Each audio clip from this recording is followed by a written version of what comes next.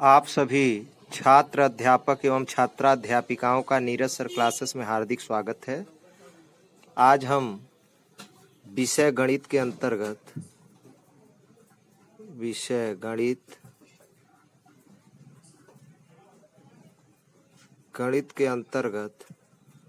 प्रकरण करड़ी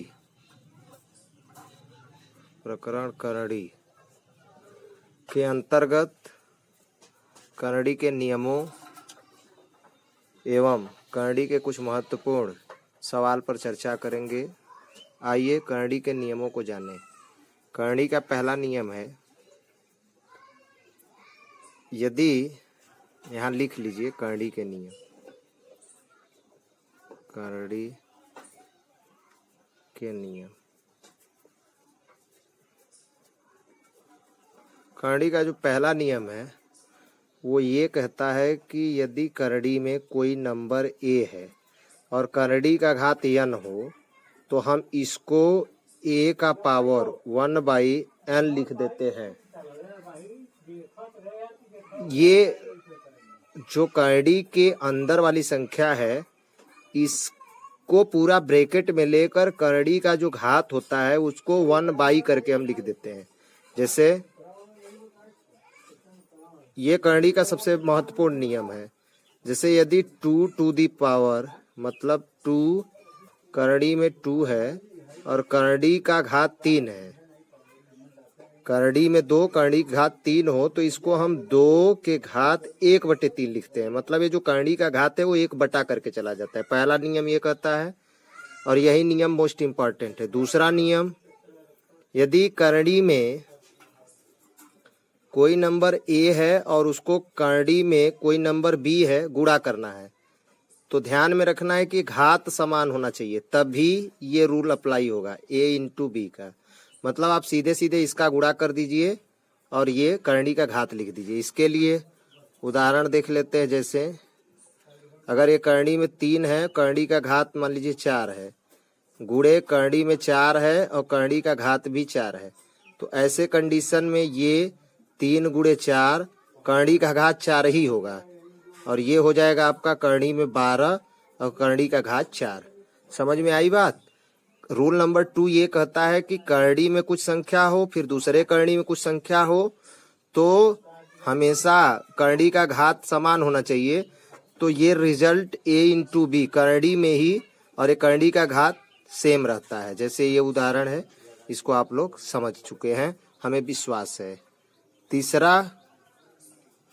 तीसरा नियम उसी तरह से, करड़ी में a बटा यदि करड़ी में b है, करड़ी का घात समान हो तो क्या हो जाएगा, ये आप इसको टोटल पूरा a बटा b लिख सकते हैं और करड़ी का घात वही रहेगा। जैसे इसके लिए भी उदाहरण देख लेते हैं।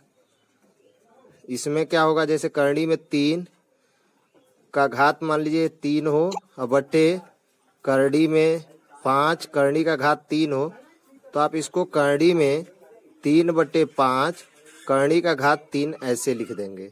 ये इसका उत्तर हो जाएगा। रूल नंबर 4 क्या कहता है? रूल नंबर 4 में आपको ये ध्यान में रखना है, अगर करड़ी में कोई संख्या फिर दोबारा से करड़ी में कोई संख्या दिया है और पहले वाले करड़ी का घात m हो और दूसरे वाले का n हो और करड़ी में a हो, तो ऐसे कंडीशन में ये करड़ी में a हो जाएगा और करड़ी का घात mn हो जाएगा। जैसे इसके लिए क्या, हाँ कोई उदाहरण ले लेते हैं। जैसे मान लीजिए करड़ी में 5 है और यहाँ करड़ी का घात 2, मान लीजिए 2 तो लिखा नहीं जाता है, साइलेंट रहता है, जब कुछ नहीं होगा तो 2 समझना है यहाँ, इसलिए हम 3 कर देते हैं और यहाँ पर कुछ ना रहे। तो यहाँ जब कुछ नहीं है तो यहाँ पर क्या हम समझते हैं, 2। तो इस कंडीशन में करड़ी में 5 हो जाएगा और ये 3 दूना के 6, यहाँ पे 2 है जो साइलेंट है। हमने अपने पिछले वीडियो में इसको आप लोगों को समझाया था, तो 3 दूना के 6 हो जाएगा। ये आंसर। करड़ी का जो अंतिम रूल है वो क्या है उसको देख लेते हैं। करड़ी का जो अंतिम रूल है 5वां, वो प्रमुख रूप से आपको ध्यान में रखना है, ये दूसरे पर ही हमको बताना चाहिए, खैर कोई बात नहीं है, बस आपको ध्यान में रखना है, किसी भी तरीके के सीक्वेंस में हो, बस ध्यान रखिए कि क्या होना चाहिए किस कंडीशन में। यदि करड़ी में कोई नंबर a⁴n लिखा हुआ है और करड़ी का भी घात n ही हो, मतलब जो यहाँ पर घात हो वही घात यहाँ हो, तो ये वैल्यू a हो जाती है। मतलब ये करड़ी में जो ये वैल्यू और करड़ी का ये वैल्यू ये हट जाता है, बस यही रह जाता है। जैसे उदाहरण के लिए इसको समझ लेते हैं। करड़ी में मान लीजिए 3 है और करड़ी का घात 4 हो जाए और करड़ी का घात 4 हो जाए, मतलब करड़ी का घात 4 और संख्या का भी घात 4 हो, 3⁴ करड़ी का पावर 4 हो, तो ये सेम होने की स्थिति में आंसर केवल 3 होगा। तो इस तरह से ये भी इम्पॉर्टेंट रूल होता है। तो इस तरह से हम करड़ी के आज 5 नियम को तैयार कर लिए हैं और हमें पूरा विश्वास है कि आप लोगों को ये 5 नियम अच्छे से समझ में आ गया होगा। अब हम आपको इस 5 नियम पर आधारित होमवर्क देते हैं, आप इसको करके कमेंट बॉक्स में भेजिए, या तो फिर आप सीधे जो है आप सीधे इसको लगाकर आप मेरे इस उदाहरण के जरिए उसको वेरीफाई कर लीजिए। ओके, होमवर्क नोट कर लीजिए। होमवर्क पहला,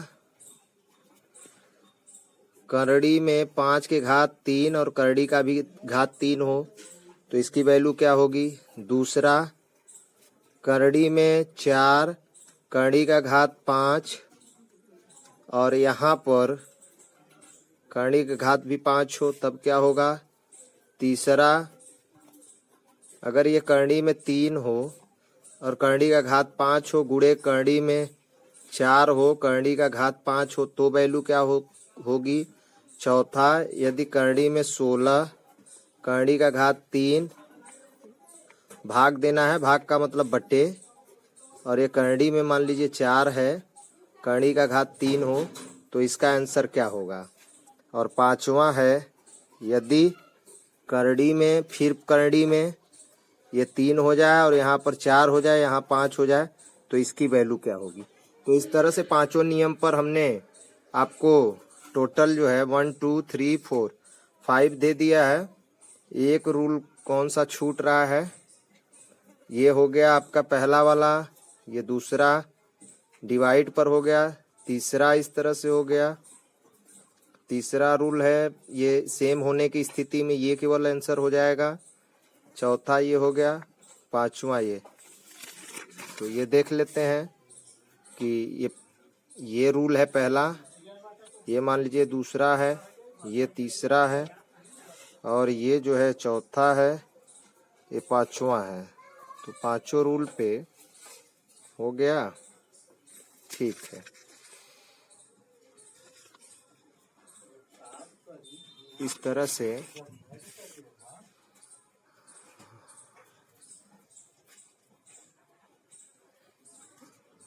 पांचों आप लोग फिर से लिख लीजिए इसको अच्छे से और करके आप मेरे उदाहरण के जरिए आप अपने आप से संतुष्ट हो जाइएगा। ओके, हमें उम्मीद है कि आप होमवर्क लिख लिए होंगे। ओके, धन्यवाद। आप वीडियो को ज़्यादा से ज़्यादा लाइक करें, शेयर करें, सब्सक्राइब करें। ठीक है, ओके।